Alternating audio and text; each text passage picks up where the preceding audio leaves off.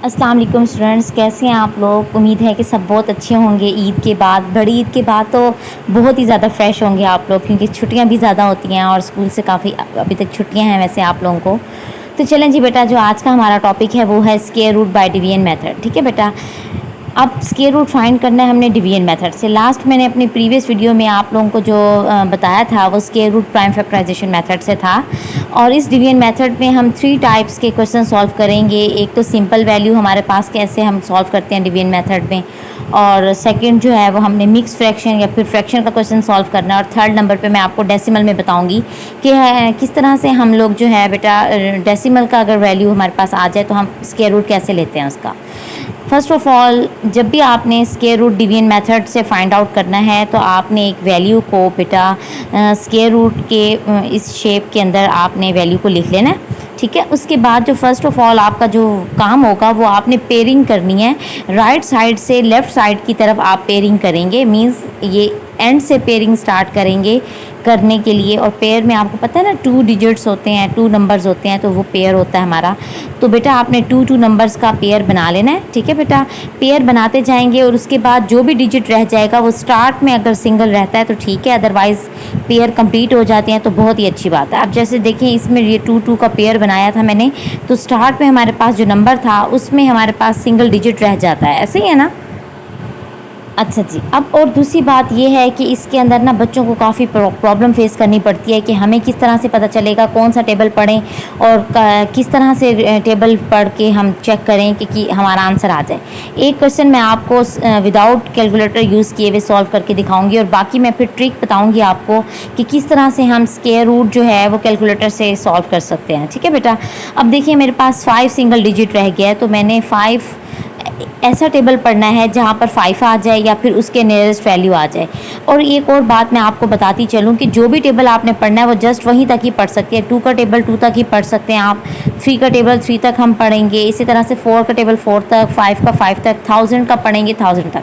ठीक है, मीन्स कि इससे अलावा कोई भी हम डिजिट नहीं ले सकते, हमने सेम नंबर तक टेबल पढ़ना है, क्योंकि स्क्वायर रूट आपको पता है कि हमेशा सेम नंबर्स पे होता है। मतलब 2 का टेबल आपने सिर्फ 2 तक ही रीड करना है, 2 to the 4 होता है। ठीक है, इस तरह से, तो इस तरह से 2 3 the 6, 2 4 the 8, इस तरह से हमने 2 ऑपोजिट नंबर नहीं लेने।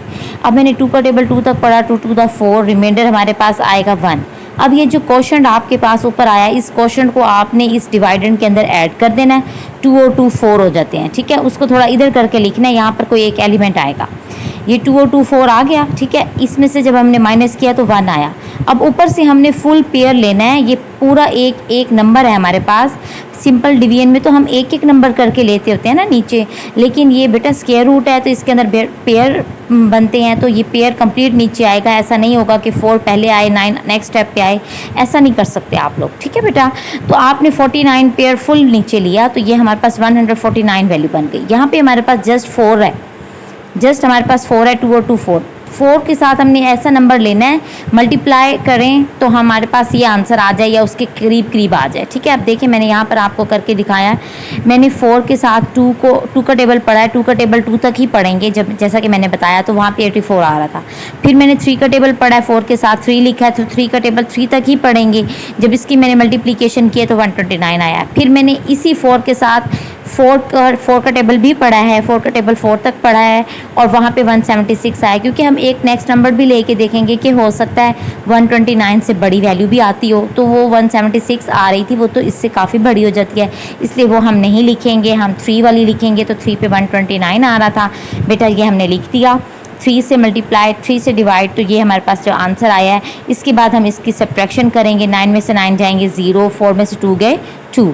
ठीक है, इसी तरह से नेक्स्ट पेयर हम ले लेंगे, वो नेक्स्ट पेयर पूरा 90 का था, वो नीचे उतारा। 3 और ये जो क्वोशंट से हमने डिवाइड किया, वो वाला जो क्वोशंट था सिर्फ वो वाला ऐड होगा इस डिवाइडेंड में। 43 के डिवाइडेंड, 43 डिवाइडेंड था ना, इस 43 में जस्ट अपकमिंग क्वोशंट ऐड करना है। प्रीवियस 2 तो हम ऐड कर चुके हैं, उसको नहीं करेंगे आप ऐड। ठीक है बेटा, 3 and 3 6 होते हैं, 4 एज इट इज़। अब 46 के साथ कुछ ऐसा नंबर लेके मल्टीप्लाई करना है जिसका आंसर या तो ये आ जाए या उसके करीब करीब आ जाए। तो देखिए 46 के साथ मैंने सबसे पहले 3 लिया, 3 का टेबल पढ़ा, 3 का टेबल 3 तक पढ़ा तो ये आंसर आ रहा था, जो कि अभी भी उससे काफ़ी छोटा था। यहाँ पे 20 समथिंग है, यहाँ पे 13 आ रही है। फिर मैंने 4 का टेबल पढ़ा, 4 का टेबल 4 तक ही पढ़ेंगे तो आंसर 1856 आया। ठीक है, फिर मैंने 5 का टेबल पढ़ा, 5 का टेबल 5 तक पढ़ा तो 2325 आ गया। तो यानी कि ये काफ़ी बड़ा हो जाता है। 20 यहाँ पे 20,090 था ना, तो ये तो काफ़ी बड़ा हो जाता है। तो फिर इसलिए मैंने 4 तक का टेबल पढ़ा है, 4 से मैंने मल्टीप्लाई किया, 4 से डिवाइड किया तो आंसर ये आ गया। उसके बाद जब मैंने माइनस किया है तो हमारे पास बेटा जी 234 आता था। ऊपर से मैंने नेक्स्ट पेयर उतारा, वो 25 है। अब ये जो कमिंग क्वेश्चन था इसको हम प्रीवियस वाले डिवाइडेड में ऐड कर देंगे। 464 में हम ऐड कर देंगे 4। ठीक है, 4 और 4 8 होते हैं, 6 as it is, 4 as it is. अब हमने यहाँ पे एक ऐसा एलिमेंट लगाना है जिससे मल्टीप्लाई डिवाइड करें तो ये आता है। तो बेटा मैंने वो रफ किया था, वो जो मैं यहाँ पे शो नहीं कर सकती, आपको जगह नहीं थी मेरे पास, तो मैंने 5 से मल्टीप्लाई 5 से डिवाइड किया तो हमारे पास ये आंसर आ जाता है। तो ये बेटा हमारे पास डिवीजन कंप्लीट हो जाती है। कहने का मतलब ये है कि अगर आपके पास कैलकुलेटर नहीं होगा तो आपको ये सारा रफक करना पड़ेगा, चेक करना पड़ेगा कि किस टेबल पे पढ़ के आपके पास नियरेस्ट वैल्यू आती है या इसकी कंप्लीट नंबर जो है आपको मिल जाता है। लेकिन अगर आपके पास कैलकुलेटर आ जाए तो फिर आप किस तरह से ट्रिक है, आप किस तरह से फाइंड आउट कर सकते हैं, अपना टाइम भी कम यूज़ कर सकते हैं, मतलब टाइम भी सेव हो जाएगा आपका कैलकुलेटर से और आपको परेशानी भी नहीं होगी। देखते हैं मैं नेक्स्ट क्वेश्चन की तरफ। ये देखें जी, हमारे पास क्वेश्चन नंबर 2 मैंने ये बेटा, और ये मैं जो क्वेश्चन ले रही हूँ ना, ये मैंने 7th क्लास की बुक से लिए हैं। एक्सरसाइज 5.3 का ये क्वेश्चन नंबर 1 का पार्ट ये वाला लिया था मैंने, और एक्सरसाइज 5.2 से मैंने ये पार्ट लिया है जो कि मिक्स फ्रैक्शन में है। सबसे पहले हम इसका फ्रैक्शन ब्रेक करेंगे। मिक्स फ्रैक्शन किस तरह से करते हैं, 625 को मल्टीप्लाई करेंगे 3 से। ठीक है बेटा, ये जो हम 625 को 3 से मल्टीप्लाई करेंगे तो जो आंसर आ जाएगा ना आपका 3 से मल्टीप्लाई करके, उस आंसर में आपने 526 ऐड कर देना है। जब हम ऐड करेंगे तो हमारे पास आएगा 2401 डिवाइडेड बाय जो हमारे पास डिवाइडेंट है, सॉरी ये जो वो है हमारे पास डिनोमिनेटर है वो एज इट इज़ रहेगा, 625 एज इट इज़। अब हम इसका स्क्वायर रूट ले लेंगे, और आपको पता है स्क्वायर रूट को हम न्यूमरेटर अलग एंड डिनोमिनेटर अलग भी लिख सकते हैं, इसमें कोई परेशानी नहीं है। मतलब ये जो टर्म है हमारे पास ये इसके इक्वल होती है। ठीक है, अब इसी तरह से अब हमने न्यूमरेटर का सेपरेट से एंड डिनोमिनेटर का सेपरेट से स्क्वायर रूट ले लेना है। ये स्क्वायर रूट मैं आपको कैलकुलेटर से लेके दिखाऊंगी, वैसे तो आप खुद भी कर सकते हैं। पेयर बना लिए हैं, देखें हमने राइट साइड से लेफ्ट की तरफ जाना है, 2 का पेयर बना, यहाँ पे 2 का बना और एक सिंगल रह गया तो वो सिंगल अलग से होगा। ठीक है, अब देखिए ये हमारे पास कैलकुलेटर है। कैलकुलेटर में आपको सबसे पहले कैलकुलेटर ऑन करें और उसके बाद हमारे पास जो वैल्यू है वो है 2401। तो आपने सबसे पहले बेटा, अगर आपके पास साइंटिफिक कैलकुलेटर है, आपने साइंटिफिक कैलकुलेटर में सबसे पहले ये स्क्वायर रूट का बटन दबाना है। उसके बाद आपने 2401 जो है इसका स्क्वायर रूट ले लेना है। तो हमारे पास आंसर आया 49। अब ये 49 आपको हेल्प करता है कि इसका मतलब है पहला जो आपने टेबल पढ़ना है ना वो 4 का पढ़ना है, और आपको पता है जो भी टेबल हम पढ़ते हैं वो वहीं तक पढ़ते हैं। तो 4 का टेबल आपने 4 तक पढ़ना है, 4 4 दा 16 हो जाता है। ठीक है, जब हम माइनस करेंगे इसको एक कैरी दे देगा, ये बन जाएगा 14 में से 6 जाएंगे। चलें जी बेटा, देखें इसमें से जब मैं डिडक्शन करूँगी 24 में से 16 माइनस करेंगे तो रिमाइंडर हमारे पास क्या आएगा, 8 आएगा रिमाइंडर। इसी तरह से हम नेक्स्ट जो पेयर है वो फुल ले लेंगे, वो है 01। ठीक है, ये हमने पूरा पेयर उतारा। और अब ये जो हमारे पास डिवाइडेंट था, सॉरी जो क्वोशंट है, क्वोशंट को हम इस डिवाइडेंट में ऐड कर देंगे। तो 4 और 4 आपको पता है कितना होता है, 8 होता है। तो 8 यहाँ पे करके लिखना है क्योंकि यहाँ पे एक नंबर आएगा। अब यहाँ पे कौन सा नंबर आएगा, अभी आपने किया था कैलकुलेटर पे 49 आ रहा था, तो इसका मतलब नेक्स्ट जो नंबर हमने यहाँ पर लिखना है वो है 9 यहाँ पर भी लिखेंगे एंड 9 हम डिवाइडेंट में क्वेश्चन में भी लिखेंगे। अब 89 को जब मैं 9 से मल्टीप्लाई करती हूँ तो देखें बेटा क्या आता है, इधर देखें कि मैं 89 मल्टीप्लाई बाय 9 करती हूँ तो हमारे पास आंसर क्या आ रहा है, देखें 801 आ रहा है ना। तो ये हमने जब इन दोनों को मल्टीप्लाई किया तो हमारे पास आंसर आ गया 801। ठीक है, इसका मतलब ये है कि कैलकुलेटर अगर आपके पास होगा तो वो आपको ये बता देगा कि आपने पहला नंबर कौन सा लेना है। जब उसको माइनस कर लें डिवाइडेंट, मतलब जब हम मल्टीप्लाई करके डिवाइड करके जो आंसर आ जाएगा उसको रिमाइंडर निकालने के बाद आप जब सब काम कर लेंगे तो आपको पता चल जाएगा कि उस नेक्स्ट नंबर के साथ अब हमने कौन सा नंबर ऐड करना है। अब 8 आया था ना यहाँ पे ऐड करके, तो नेक्स्ट नंबर हमें पता चल गया था 9 आना है, हमें रफ वर्क करना नहीं पड़ा, ठीक है ना। तो इसी तरह से अब नेक्स्ट वैल्यू की बात होती है, तो नेक्स्ट वैल्यू देखते हैं किस तरह से करेंगे कैलकुलेटर से। ये हमारे पास कैलकुलेटर है, हमने नेक्स्ट जो लेना है वो हमारे पास है 625।